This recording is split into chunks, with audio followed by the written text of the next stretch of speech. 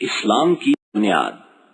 ہر مسلمان بالغ مرد و عورت پر روزانہ 5 وقت کی نماز پڑھنا فرض ہے، سوائے ان خواتین کے جنہیں حیض و نفاس کا خون آ رہا ہو۔ مسلمانوں کے لیے اللہ کا سب سے بڑا حکم نماز ہے۔ زکوٰۃ، روزہ اور حج کا حکم نماز کے بعد ہے۔ اسلام کی بنیاد 5 چیزوں پر ہے۔ نمبر 1، کلمہ طیبہ، اللہ کے سوا کوئی اور عبادت کے لائق نہیں اور محمد صلی اللہ علیہ وسلم خدا کے بھیجے ہوئے رسول ہیں۔ اس کو کلمہ طیبہ یا کلمہ شہادت کو دل سے ماننا اور زبان سے اقرار کرنا۔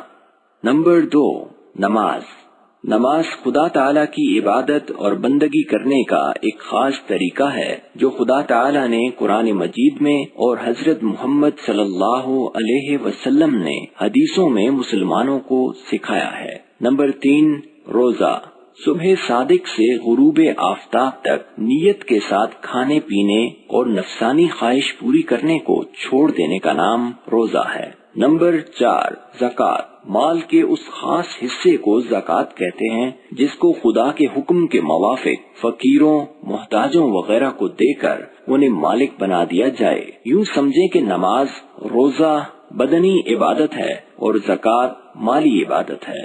نمبر 5، حج، ہر صاحب مال اور استطاعت پر حج کرنا فرض ہے۔